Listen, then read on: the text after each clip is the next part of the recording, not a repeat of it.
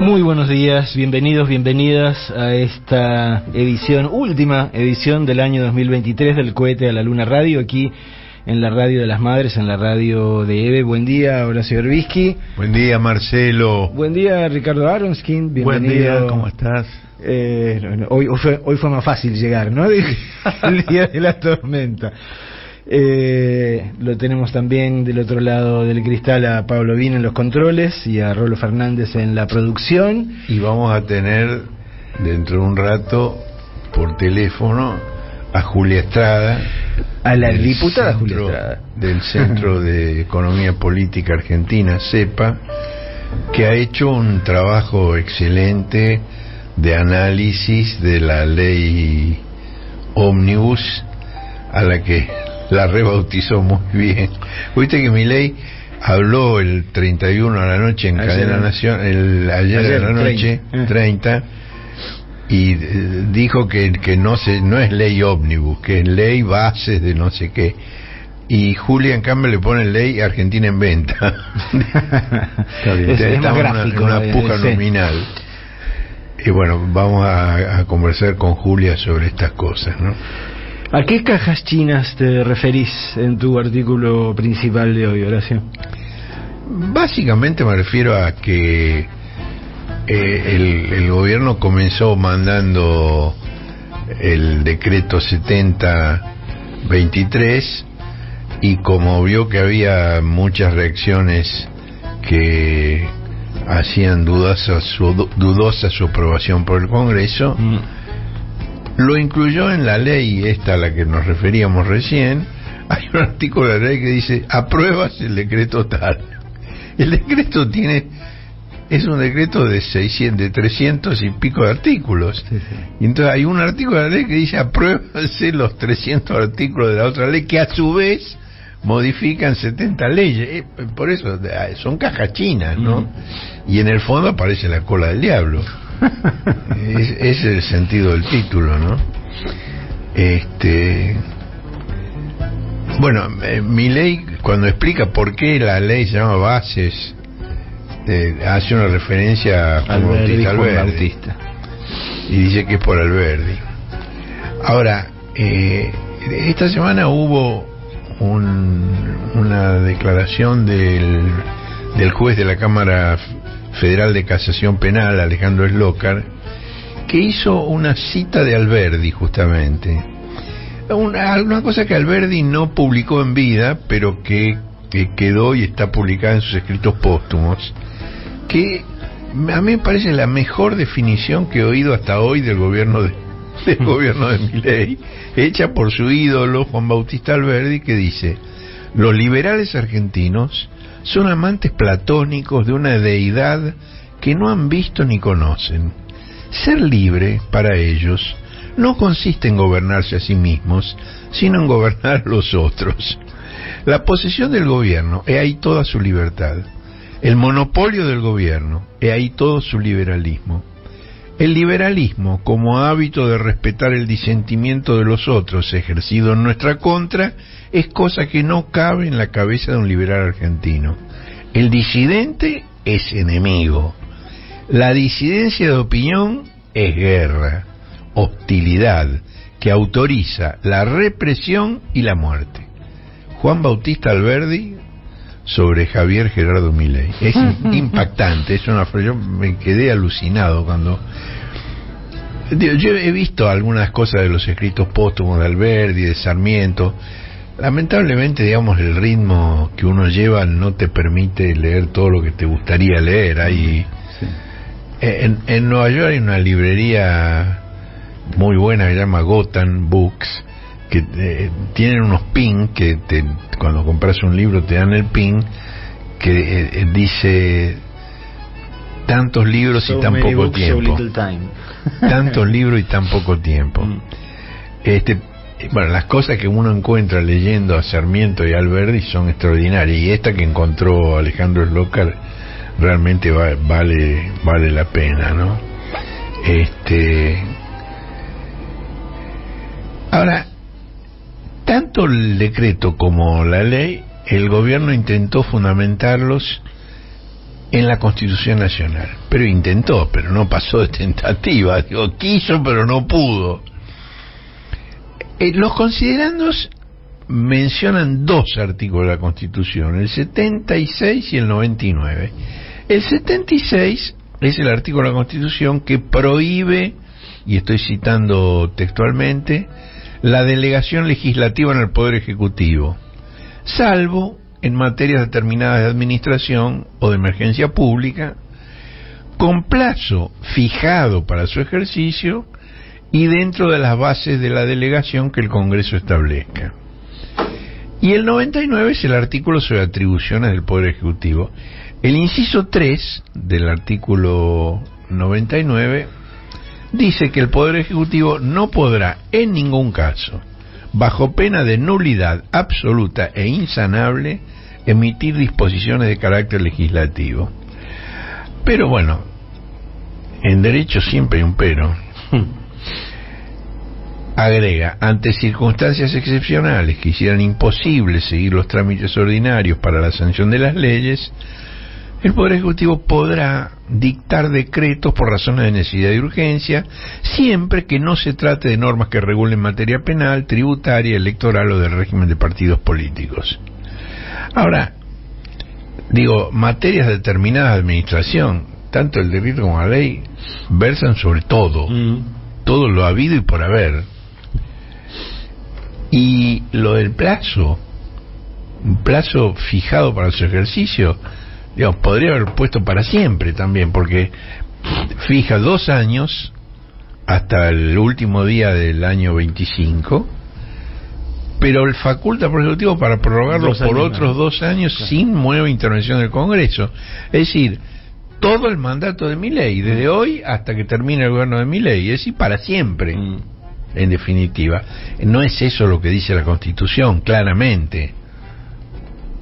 Además, al mismo tiempo que manda este decreto, el Poder Ejecutivo convoca a sesiones extraordinarias del Congreso, lo cual es la mejor desmentida a la imposibilidad de seguir los trámites ordinarios.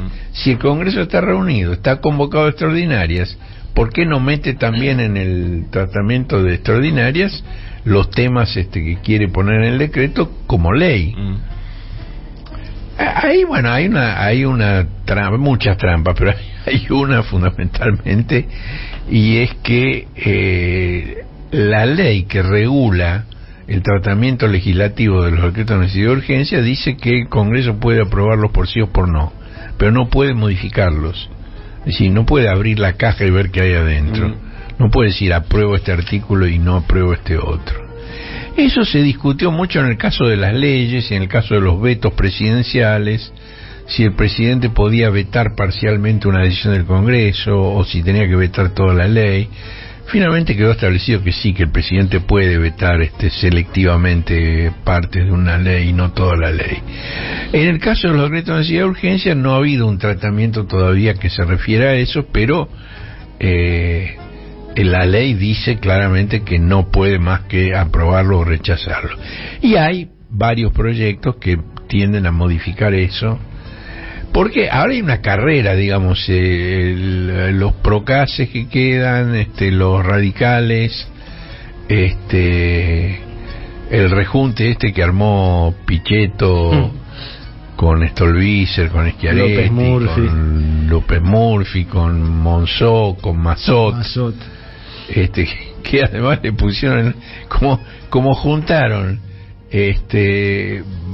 parte de Juntos por el Cambio con la coalición cívica y con Hacemos por Córdoba, se llama Coalición Juntos Hacemos por la Argentina. Un pastiche, es como el decreto, ¿no? Corto y pego y sale un animal mitológico. Entonces, bueno, las ideas son, porque estos sectores lo que quieren es, comillas, ayudar al gobierno. No quieren poner palos en la rueda y quieren ayudar. Entonces, ¿a qué lo quieren ayudar? A que pueda hacer pasar estas cosas intragables. Y la idea es, esta sí, esta no. Vamos a abrir la caja y te dejamos pasar algunas cosas y negociamos cuáles sí, cuáles no. Entonces, una posibilidad que la planteó Martín Lustó, actual presidente del radicalismo, es que en vez del decreto, el Poder Ejecutivo mande una ley de espejo, le llama, es decir, que convierta el decreto en un proyecto de ley, de modo que el Congreso sí pueda abrir la caja y decir esto sí, esto no. Otra es modificar la ley del tratamiento de los DNU para permitir que en el DNU se produzca también este toqueteo, este retoque. Ahora, digamos, lo que parece difícil es conseguir los votos necesarios para la aprobación de todos estos artículos, ¿no? Ahora, conveniencia no es lo mismo que necesidad. La Constitución dice necesidad y urgencia, no conveniencia y comodidad. El gobierno debería llamarse no DNU, sino DCC, Decreto de Conveniencia y Comodidad. Bueno, Pichetto, igual que en el 2015, está dispuesto a convertirse en el principal dador de gobernabilidad, y ha logrado un bloque con este corto y pego, un bloque de 23 diputados, que es significativo a los efectos de conseguir el quórum, sobre todo para un gobierno que está a 90 y tantos votos del quórum en diputados, pues tiene 37 o 38 sobre 129 que se necesitan. Entonces los 23 de Pichetto pueden ser importantes. El artículo primero del proyecto de ley enumera, digamos, las delegaciones legislativas al Poder Ejecutivo de emergencia pública, declaración de emergencia pública, emergencia económica, emergencia financiera, emergencia fiscal, emergencia social, emergencia previsional, emergencia de seguridad, emergencia de defensa, emergencia tarifaria, emergencia energética, emergencia sanitaria, emergencia social. Le faltó la emergencia patafísica nada más. O musical. Digo, ¿por qué no? Claro, claro. Y además dice, con especificación de las bases que habilitan cada materia comprendida y con vigencia durante el plazo específicamente previsto. Ahora, eso está en el artículo primero, pero en los artículos que siguen no fundamentan las razones de la emergencia, más allá de las diatribas genéricas contra el gobierno anterior. Es decir, reitera lo que dijo Milei en el mensaje de anoche por Cadena Nacional y lo que dijo en el escenario en el Teatro de Mar del Plata. Él fue a ver la obra de su novia, lo aplaudieron mucho en el teatro, lo aplaudieron en el avión de línea en el que viajó y lo chiflaron y lo cacerorearon en las calles. Cuando terminó el espectáculo, la novia lo invitó a subir al escenario. Se besaron apasionadamente. Y después ella le dio el micrófono. Entonces él habló y dijo lo mismo que dice acá. Dice, vienen momentos duros, pero nos dejaron bombas por todos lados y entonces tenemos que actuar porque si no va a haber una catástrofe.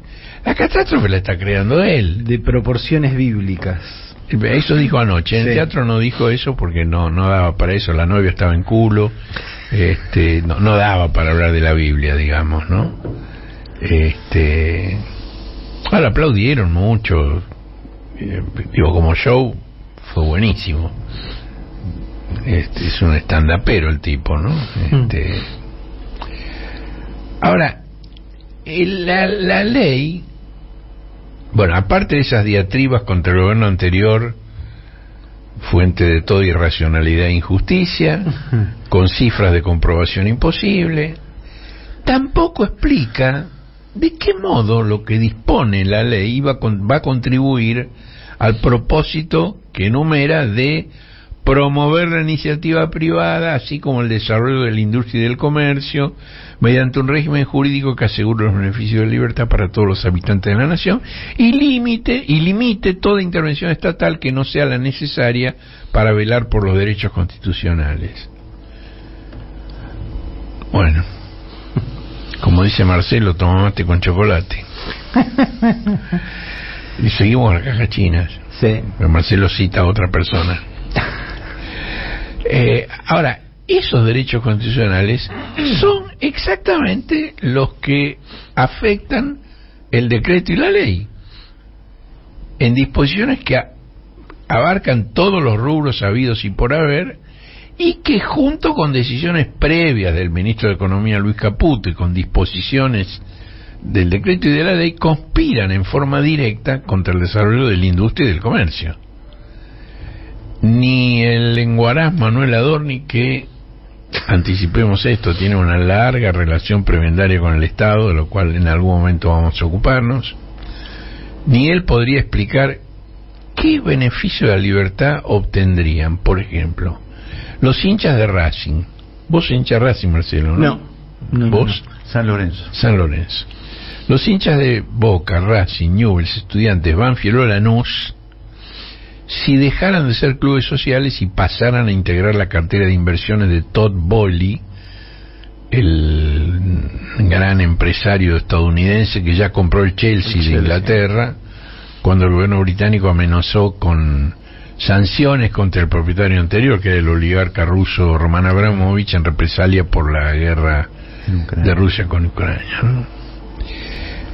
Tampoco está claro en qué le convendría a la sociedad el remate de empresas rentables como YPF, que prestan un decisivo servicio social como Aerolíneas Argentinas, o que son de avanzada tecnológica como ARSAT o Nucleoeléctrica, salvo que, digamos, cuando habla ahí la libertad se refiere a la libertad de viajar en colectivo en vez de en avión para unir lugares ciudades del país distantes 500 o 1000 kilómetros, salvo que se refiere a eso. Esa es la libertad, o la famosa frase histórica de la libertad de morirse de hambre debajo de los puentes, ¿no? Que creo que ya la decía Romain Rolland. Tampoco explica cómo favorecería a la industria las retenciones del 15% en las exportaciones. La va a liquidar. Si además se suma a la apertura a las importaciones y al dólar diferencial, porque tenés un dólar para exportar el producto y otro más caro para importar los insumos que necesitas. Es decir, a la industria la están estrangulando por todos lados. Es como una violación colectiva, en manada. Si la atacan por todos lados.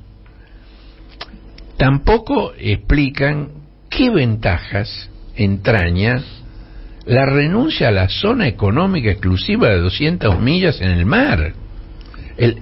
Tenemos el gran orgullo del mar argentino. Bueno, argentino las pelotas, se acabó.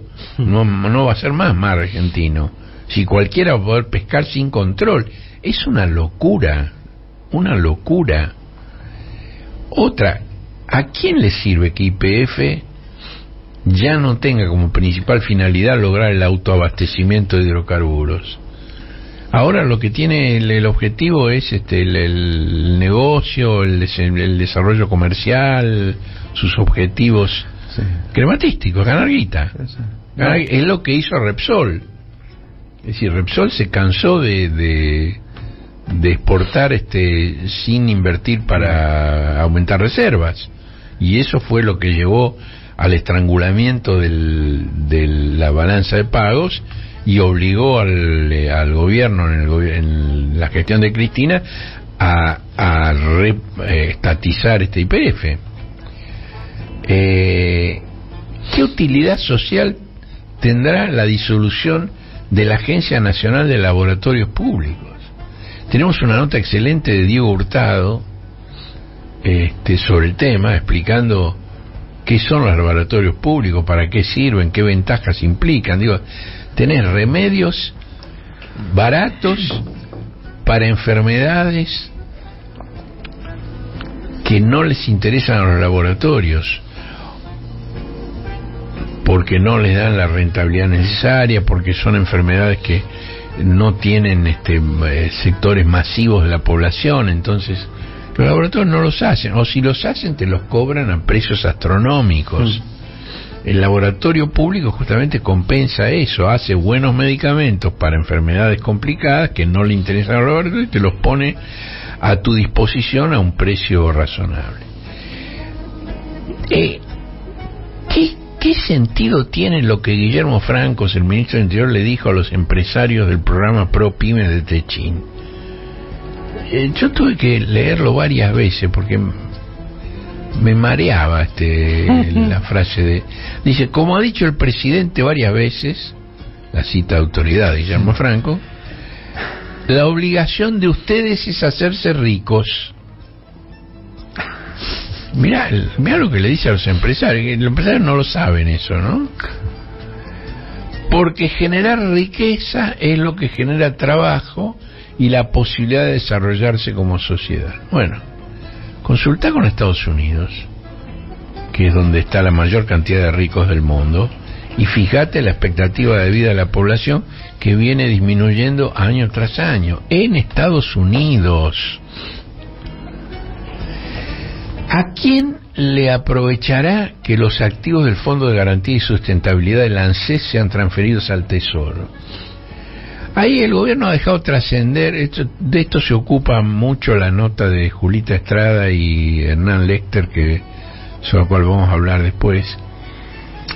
Pero el gobierno deja trascender que no piensa entregarle a Clarín, Techín o BlackRock las acciones de sus empresas que posee ese fondo.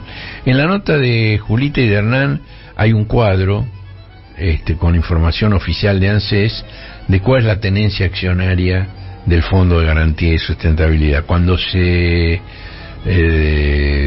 estatizaron las AFJP, tenían en su cartera acciones de empresas y esas acciones pasaron a poder del ANSES. Y son parte importante de los paquetes accionarios, y además eso habilita a que el Estado nombre directores en las empresas. Y eso es lo que le da en el hígado a Paulo Roca, a Clarín, a todos ellos, y han pasado años tratando de recomprar esas acciones. Ahora, el gobierno dice que no lo va a hacer, pero no lo puso en la ley, en el decreto. El decreto lo que dice es que pasan al Tesoro. Lo que el Tesoro va a hacer después, te tenés que guiar por trascendidos en los medios amigos. No es serio eso, ¿no? ¿La libertad de quién se robustece con la rebaja gradual hasta su desaparición del impuesto a los bienes personales? Mientras 1 millón de trabajadores volverán a recibir el descuento de sus sueldos del impuesto a las ganancias. Es decir, bienes personales lo anulamos, ganancia lo ponemos. Es muy claro quién gana y quién pierde, ¿no? La libertad para quién, ¿no? ¿Libertad de quién? Es la libertad del león suelto contra el mono atado, lo que está planteando Milei. Dijiste casi un título solariano, digo, porque es lobo suelto, cordero atado, es más o menos. Mira, no sabía. Bueno, ¿cuál es la ventaja para las pequeñas empresas comerciales que ahora van a tener que pagarle a las tarjetas de crédito y de débito comisiones más altas que las que paguen sus competidores más poderosos? Porque la ley suprime la regulación y las tarjetas, los emisores ponen los intereses que se les cante, y es obvio que le van a cargar. El poder de negociación de los poderosos va a hacer que le rebajen a los poderosos. ¿Y con qué lo van a compensar? Aumentándole a los débiles. Pero es de cajón. ¿En qué aumenta la libertad de quién la desaparición del Fondo Nacional de las Artes y la desaparición de la ley del teatro?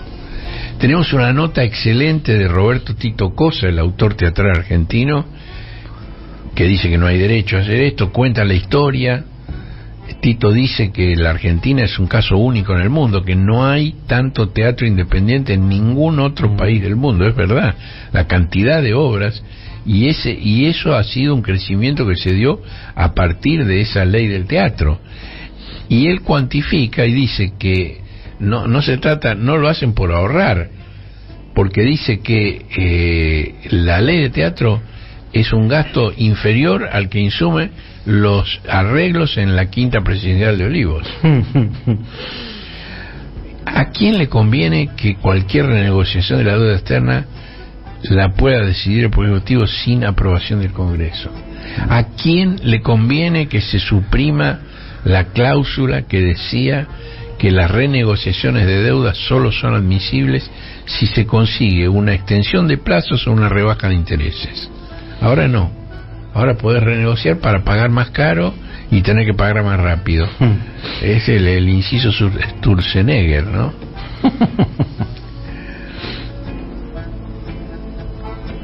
Bueno, de todo esto daría lo mismo si hubo un artículo que dijera: se elimina de la Constitución el artículo 29, que es el que castiga como traidores a la patria a quienes consientan la suma del poder público a una persona. Y como decían los vendedores ambulantes, y como si esto fuera poco, por si esto fuera poco, el viernes Sturzenegger avisó que la semana que viene, la primera semana del año 24, van a enviar al Congreso otro proyecto de ley que va a aprobar los dos anteriores, la ley y el decreto. Seguro. Pero además va a derogar 160 regulaciones. Y con ese aire, viste que siempre sonríe Sturzenegger, es como un... Siempre está en Prozac. Como el gordo boludo de la pequeña Lulú, ¿no? Ah, ¿te acordás? Toby, sí. Toby dice que más allá de cada norma, lo que se procura con esto, dice, es desafiar el establishment político. Sí. Que es una confesión muy buena. Es el desafío del establishment económico al establishment político. Sí. Es clarísimo. Ahora, la respuesta más contundente hasta ahora fue la sindical. La CGT llenó como nunca la enorme Plaza Lavalle. Yo que he tenido oficina en esa zona, nunca vi la Plaza Lavalle con tanta gente. A pesar de que había algunos de los dirigentes de la CGT que habían negociado con el gobierno que solo iban a movilizar contingentes simbólicos que no pasaran de las 10.000 personas. Ahora, hubo una respuesta espontánea de los afiliados y además la adhesión de la CTA y de los movimientos sociales, y eso desbordó el límite y puso a prueba una vez más el protocolo de, como lo llama Sebastián Fernández Rincón, la ministra Pum Pum. Y se refiere a Patio Bullrich, ¿no? Patio Bullrich tiene una batalla tenaz contra la lengua castellana, entre otras cosas. Es la ministra de las 200 palabras, ¿no? Y bueno, volvió a clamar victoria, igual que había hecho con la movilización de la izquierda marxista en el aniversario del 20 de diciembre de 2001, pero esta vez no hubo una minoría intensa, sino una multitud en la calle. Y ni siquiera, y cosas, son para llorar, pero por momentos te da para reír, ¿no? Ni siquiera las fuerzas de seguridad cabían en la vereda. Y un efectivo de la policía porteña, que formaba un cordón demasiado cerca de la calzada, recibió un golpe en la cabeza de un colectivo que pasaba. Está filmado, se ve como el colectivo, creo que con el espejo es que le pegan, le pegan la saviola y el tipo se va al suelo. Después lo fueron a visitar al hospital, hicieron todo el show habitual, ¿no? Ahora, la gran originalidad de Patio Bullrich es que en su desesperación por mostrarse fuerte logró desplazar a los orcos, y ahora las calles las corta directamente la policía. Van en orden cerrado y con una indumentaria muy, pero muy apropiada para el verano porteño, como diría Pantaleón. A algunos se les había desmayado ese día de calor. Sí, pero oíme, que con 30 y pico de grados, vestido de tortuga ninja, a mediodía, con el disfraz ese, pobres pibes, ¿no? Bueno, al día siguiente el Comité Central Confederal de la CGT, y no me interrumpas, Marcelo, resolvió realizar un paro activo con movilización durante 12 horas del 24 de enero, que es la fecha en la que comenzaría el tratamiento legislativo de los zapallazos de Milei. En las discusiones previas se habían opuesto al paro Gerardo Martínez, Armando Cavalieri, Andrés Rodríguez y José Luis Lingeri. Ahora, la dureza del programa oficial, que incluye hasta 50.000 despidos de trabajadores estatales, la privatización de AISA, más la presión de otros dirigentes, obligaron a esta conducción real de la CGT a acelerar el paso. Bueno, tenemos varias notas en la edición de hoy sobre el tema. Hay una nota de Sergio Palazzo, que está procurando evitar la privatización del Banco Nación, la privatización que ya había intentado en vano la Junta Militar con Martínez de Oz, Menem con Cavallo y este siglo Macri. Y también tenemos notas de Hugo Yasky sobre el tema. Ahora, el capítulo laboral de la ley es tóxico para los trabajadores. Vamos a hacer una síntesis extrema porque es larguísimo esto. Fomenta el empleo no registrado porque suprime las multas a quien lo practique. Elimina la indemnización por despido, lo reemplaza por otro sistema. Extiende el periodo de prueba de 3 a 8 meses. Limita la vigencia de los convenios. Ahora, esos son los ataques a los trabajadores, aparte de, digamos, todo lo que ya le hizo el ministro Caputo, digamos, con la devaluación, con la inflación, con la reimposición del impuesto a las ganancias a la cuarta categoría. Ahora, también ataca a los sindicatos, porque expone a las obras sociales a la competencia de la medicina privada, borra de un plumazo el aporte solidario de los trabajadores no afiliados, y esto aparentemente no le dejó mucha opción a los dirigentes prudentes y sabios que defienden sus organizaciones, aunque los imberbes griten. Ahora, hay negociaciones de trastienda. Es una práctica que el gobierno de Milei hace, digamos, te pone por escrito una condición tremenda y después te negocia por abajo su atenuación o su eliminación. Entonces, la ministra a cargo de Trabajo, Petovelo, está planteando a los sindicalistas de tener reuniones individuales, gremio por gremio, y están planeando una resolución ministerial para que la supresión del aporte solidario pueda no aplicarse si el sindicato lo pide y si los empresarios están de acuerdo. El tema del aporte solidario es fundamental. Y ha habido algunos sindicalistas que han dicho, si nos quitan eso desaparecemos, porque la cuota sindical que se le descuenta a los trabajadores, se le descuenta a los trabajadores que están afiliados. Pero,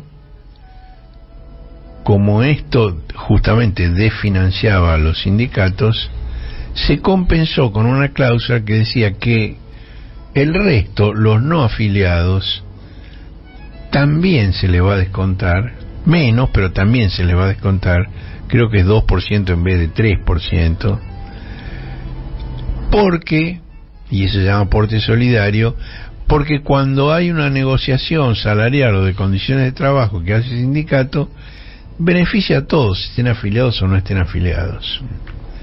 ¿Tiene razonabilidad eso? Bueno, ahora fuera,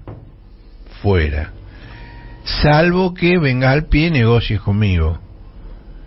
¿Y cuál va a ser la contraprestación? Y bueno, no me hagas un paro cuando recién estoy en mi primer mes de gobierno. Es decir, el gobierno está tratando de impedir que se realice el paro del 24, lo cual, entre otras cosas, muestra cuánto les duele. Les duele más eso que cualquier declaración política. Ahora, ya hubo un paro, más de uno ya hubo. El primero ocurrió en el lugar menos pensado. Si a vos te preguntan, Ricardo, ¿dónde podría haber ocurrido el primer paro contra el gobierno, contra las medidas de ajuste? ¿Qué dirías? Y en algún área del Estado que se la vean venir. No, en Córdoba. en Córdoba, que es donde Milei ganó por mayor votación en todo el país, y antes Macri también. Bueno, lo protagonizaron los dos gremios docentes de Córdoba, tanto los privados como los estatales, Luz y Fuerza, que tiene una tradición muy importante, los gremios de trabajadores estatales ATE y CEP, los judiciales y los municipales, CEP, Sindicato de Empleados Públicos con S, y los municipales, que pararon contra la ley que Martín Yarlora logró que se aprobara en la legislatura unicameral por 34-33, que duplica los descuentos para financiar el pago de los jubilados de la provincia. Frente a esta decisión de Yarlora vino el paro, y Yarlora tuvo que escuchar un cantito irónico que lo presentaba como: vos sos el verdadero pituquito de la Recoleta. El segundo paro, por una hora, fue el viernes, y lo dispuso la Confederación Farmacéutica Argentina, que además presentó el 30º amparo contra el DNU, ya hay 30, en el que señala una combinación letal. Los médicos de ahora en adelante solo podrían recetar el principio activo genérico de la droga y no la marca comercial, lo cual no está mal. Digo, eso Ginés, cuando fue ministro, no del último gobierno sino del anterior gobierno en el que fue ministro, no me acuerdo de qué presidente, creo que de Kirchner, sí, de Néstor, ¿no? lo planteó, pero ahí negociaron que se ponía el principio genérico, pero también se podía poner la marca comercial. Y esto en la práctica derivó en que las recetas solo pongan la marca comercial. La idea es ahora con esta nueva desregulación, que en realidad es una regulación, solo pueden poner la marca, el principio genérico, los farmacéuticos. Pero además, al mismo tiempo, eliminan la obligación de que en la farmacia haya un farmacéutico. Es decir, que puede haber un empleado. Si puede estar vos directamente, sí. ¿Viste? Tenés que hacer unos mangos, laburás en la farmacia, así como podés vender carbón o papas, sí. Vender remedios. Sí. Y viene el tipo con una receta donde dice prednisolona, y vos tenés que mirarla y decirle, bueno, de prednisolona tenemos la de Bayer, la de Remers, la de esta cuesta tanto. Es una combinación. Si no tenés un farmacéutico que te explique qué es cada cosa. Bueno, la Asamblea Permanente por los Derechos Humanos denunció que en las últimas movilizaciones en Córdoba detectaron a un agente de inteligencia de la policía cordobesa camuflada como si fuera periodista mientras fotografiaba a los manifestantes, y exigió que se la investigara. Es una sargento primera de la policía de la provincia, Claudia Susana Meliana Aníbar, al jefe de policía Leonardo Gutiérrez y al ministro de Seguridad de la provincia, Juan Pablo Quinteros. Quinteros hizo el alarde de que en Córdoba no habían adherido al protocolo de Bullrich. Claro, pues tienen uno propio previo. Y en un tono tan desafiante como el de la ministra Pum Pum, la policía de Córdoba y el fiscal Ernesto de Aragón, que es el fiscal que la noche del cacerolazo dio la orden de reprimir en Córdoba. Es decir, en Córdoba hay un primer paro, pero también hubo la primera represión. Lejos de negar los hechos, los reivindican. Y la muestra más amplia de cómo lo reivindican la dio la anterior jefa de policía, Liliana Zárate Belletti, que ante un habeas corpus colectivo declaró ante un juzgado de control, y esto lo voy a citar textualmente porque es muy, muy fuerte: en las marchas hay policías de civil cuya tarea es ir identificando personas, que las áreas de inteligencia de la policía de Córdoba área de información criminal y de antiterrorismo, realizan de manera activa inteligencia sobre organizaciones sociales y sus referentes, a los cuales ya tienen en muchos casos identificados y en otros están en proceso de identificación a través de diversos medios tecnológicos. Esto está claramente prohibido por la Ley de Inteligencia Nacional. Prohíbe este tipo de identificación y de investigación sobre organizaciones sociales y sus referentes en razón de su militancia política, de su credo religioso, de su ideología, de su orientación sexual. Lo prohíbe. Que aparte no es a cualquiera, es siempre un sector determinado, no es que están investigando a Paolo, todo el mundo. no. Claro. A Paolo no lo investigan nunca.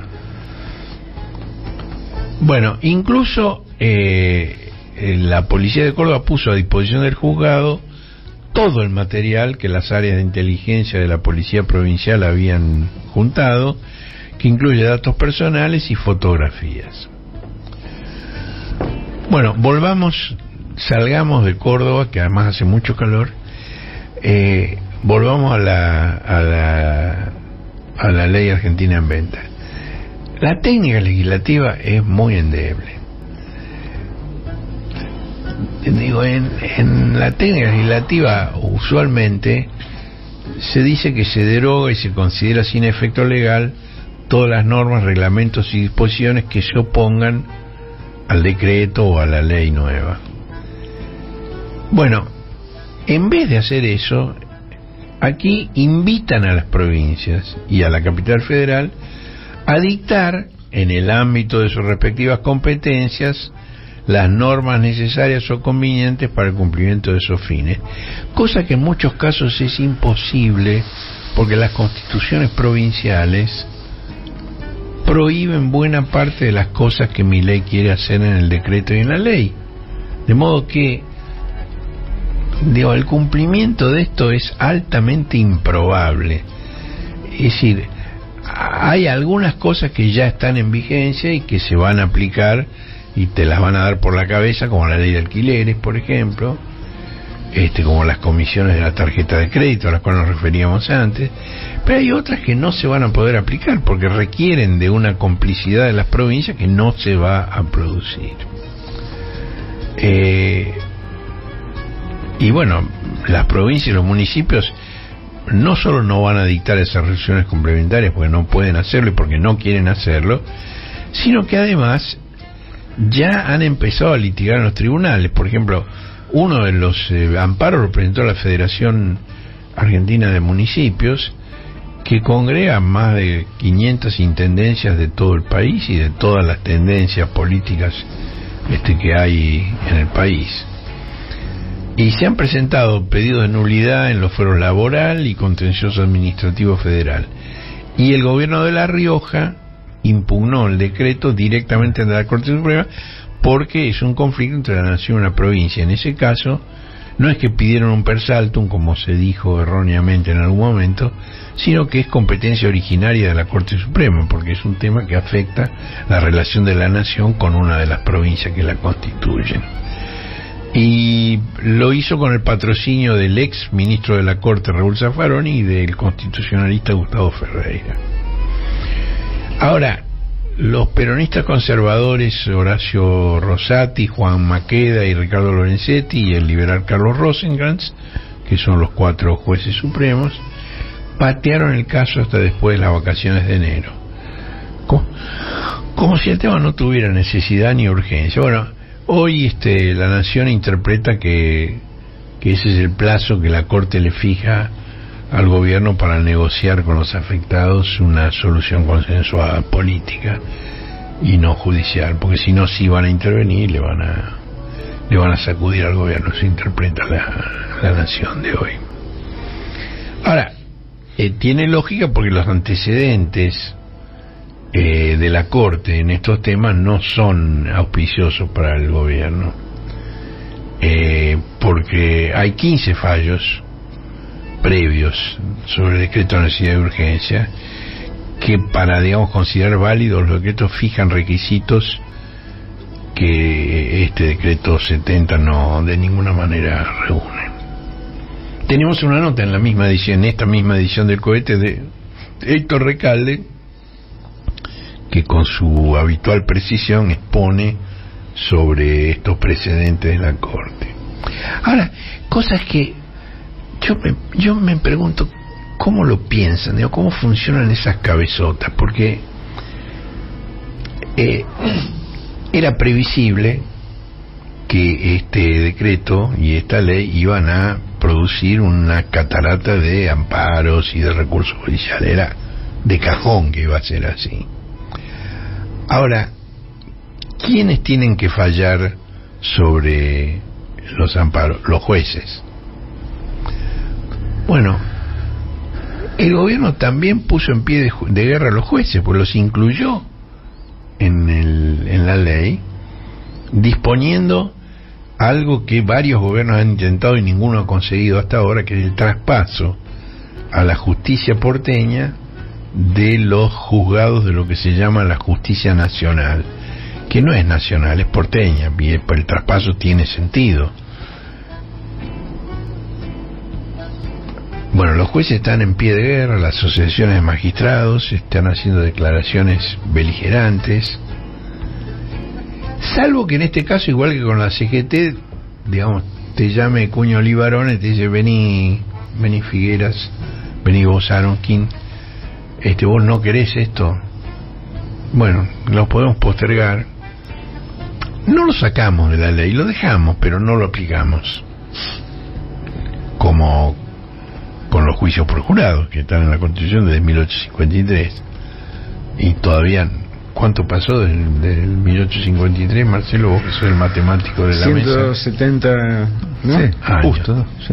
170 años no se aplicó, y está en la Constitución. Bueno, podemos hacer lo mismo con esto, pero por favor rechazame esos amparos. Puede ser, pero también puede ser que esté actuando de una forma tan irracional porque es una provocación tendiente a clausurar el Congreso, en el que, digamos, está en minoría irremediable. No está en minoría, casi no está, digamos, tiene 7 senadores sobre 72 y tiene 38 diputados sobre 257. Eso hasta cuesta llamarlo minoría, tiene insignificancia realmente. Bueno, son cosas contradictorias, ¿no? Digo, por un lado parecería que se encamina, digamos, a una colisión y a una puesta de máxima que podría terminar en el cierre del Congreso. Bueno, de hecho, si le aprobaran esta delegación, no sería cierre formal, pero sería cierre de hecho, ¿no? Lo desactiva totalmente. Sí. Y trataría en pelotudeces. Las que el propio Milei critica cuando se refiere a la casta, ¿no? Ahora, el tema de la negociación viene por todos lados, porque, por ejemplo, la ley argentina en venta incluye una modificación de la ley de hidrocarburos. La ley de hidrocarburos confería al Poder Ejecutivo la facultad de otorgar o cancelar permisos, concesiones y autorizaciones en yacimientos que están en manos de las provincias. Entonces, ¿cómo le vas a dar al Poder Ejecutivo una facultad que corresponde a las provincias y que está en la constitución de todas las provincias que tienen recursos de hidrocarburíferos? Bueno, entonces hubo una entrevista del gobernador de Neuquén, Rolando Figueroa, con el secretario de Energía, Eduardo Rodríguez Chirilo, y Chirilo dijo: no, fue un error porque copiaron artículos de la ley que regía antes de la reforma constitucional del 94, que es la que planteó que los recursos corresponden a las provincias, y antes de la sanción de la denominada ley corta, que, digamos, refuerza lo que dijo la reforma constitucional del 94. Bueno, sería un copia y pegue con 30 años de delay, y el delay sería un adecuado parónimo de Milei.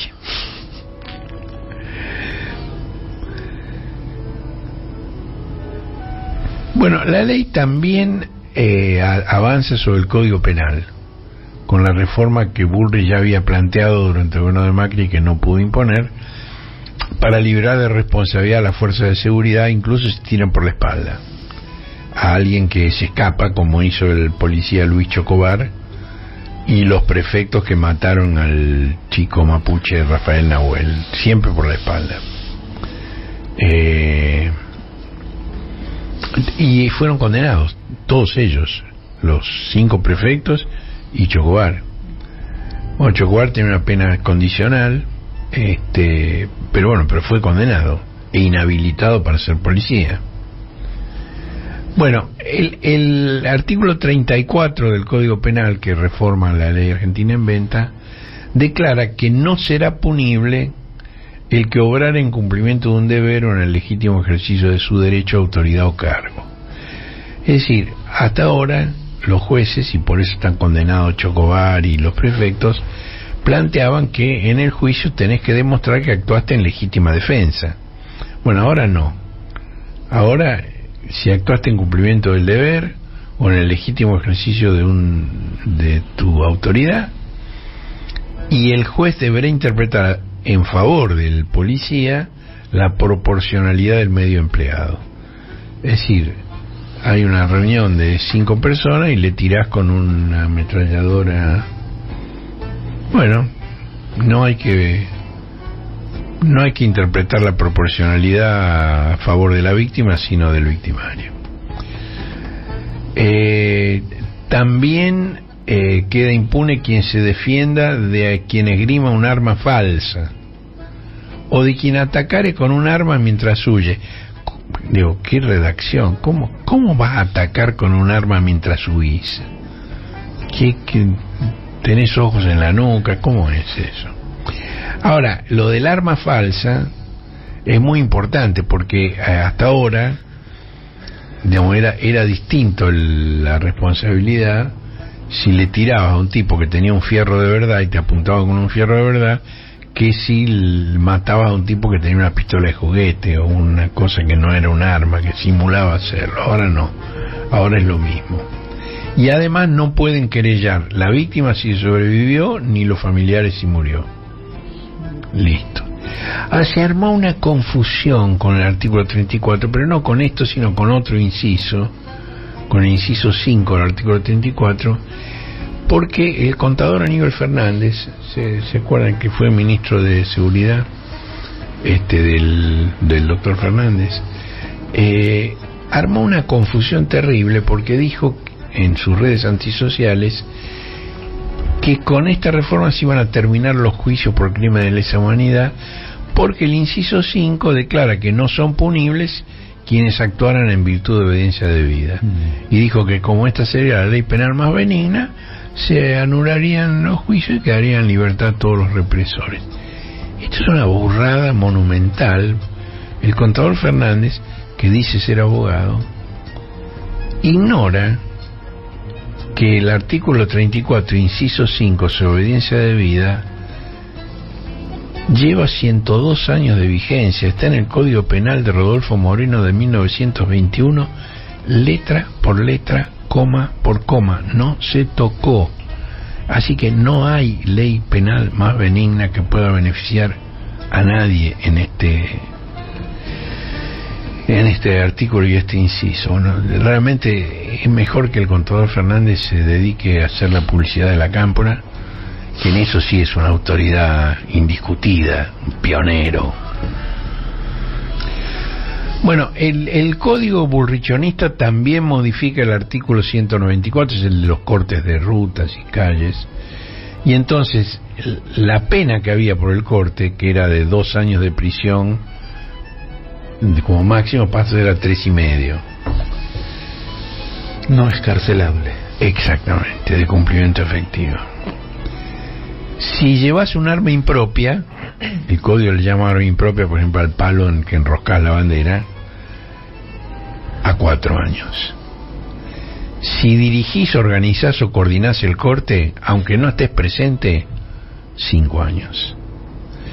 Si prometés o amenazás con dar un beneficio o quitar un beneficio, un plan o un subsidio para obligarte a asistir o a permanecer en una movilización o protesta, 6 años. Y además agrega un artículo 194 bis que considera organizador a quien convoque o coordine a otro, les provea medios materiales o logísticos o pase lista. Y esto asistan o no asistan a la manifestación. Que, digo, en Jujuy el contador Gerardo Morales ya consiguió una condena milagrosala, claro, por el episodio de los huevos. Él estaba dando una conferencia antes de ser gobernador, cuando era senador, y entró gente y le tiraron los huevos. La condenaron a milagro, que no estaba ahí, que además no se probó que ella hubiera instigado eso, ¿no? Bueno, van por el mismo camino, ¿no? Morales es, no solo Alberdi inspira al gobierno, también Gerardo Morales. Abre la posibilidad de que cualquier persona acuse a un dirigente de haberla apretado para ir a una movilización. Cualquiera. Claro, cualquiera, sí. No, es tremendo lo que están haciendo. Bueno, y además, si va a haber una reunión o una manifestación de 3 personas, por lo menos 3 personas, tenés que pedir autorización, tenés que notificarlo al Ministerio de Seguridad con 48 horas de antelación. ¿Qué manifestación va a ser? ¿Quiénes son los organizadores? ¿Quiénes son los delegados? ¿Quiénes son las autoridades? ¿Para qué se reúnen? ¿Dónde van a estar? ¿Qué recorrido van a hacer? ¿Durante cuánto tiempo? ¿Y cuánta gente calculás que va a estar? Pum pum está el tomate. Es estado de sitio. Es una situación de estado de sitio. De hecho, sí. Bueno, el gobierno no decidió incluir en el ómnibus, y eso lo habíamos anticipado nosotros en una edición anterior del cohete, no modifica las leyes de defensa nacional, de seguridad interior ni de inteligencia nacional para permitir la actuación castrense en temas de represión de seguridad interior. Esas leyes, lo hemos dicho alguna vez, expresan un consenso profundo del sistema político argentino porque fueron dictadas bajo 3 presidencias distintas. La de defensa nacional fue Alfonsín, la de seguridad interior fue Menem y la de inteligencia nacional fue de la Rúa. Y los 3 separan en forma tajante entre seguridad y defensa. Y las Fuerzas Armadas pueden prestar apoyo logístico, pero nada más. No pueden actuar en la represión y además no pueden entrenarse para eso tampoco. Bueno, ¿por qué no lo modifican por decreto? Y porque los actuales miembros de las Fuerzas Armadas no se sienten protegidos por una modificación por decreto. Y como dijo muy bien Victoria Villarroel, temen ir en cana, como los de la generación anterior. Es decir, que a mí me parece que la sociedad argentina y el sistema político argentino tienen una capacidad de resistencia que tal vez Milei no evaluó bien. Milei insiste en que si el Congreso no le aprueba el decreto va a convocar un plebiscito. A mí me parece que esa es una amenaza poco convincente. Por un lado, porque el resultado de un plebiscito que puede convocar el Poder Ejecutivo, en primer lugar no es obligatorio el voto y en segundo lugar no es obligatorio el resultado. Es como una encuesta de qué opina la gente. Y en segundo lugar porque la primera medición que se realizó, que la hizo la agencia Subán Córdoba, indica que Milei perdería el plebiscito, casi por la misma proporción de quienes lo votaron, pero invertida. Es decir, hizo 2 preguntas Subán Córdoba. La primera es: ¿el DNU firmado por Milei es constitucional y debe entrar en vigencia? 39,8%. ¿Es inconstitucional y debe ser derogado por el Congreso de la Justicia? 56,1%. Segunda pregunta: supongamos que se realiza el plebiscito para aprobarlo o rechazarlo. ¿Usted votaría a favor? 41,4%. ¿Votaría en contra? 54,8%. 1,6.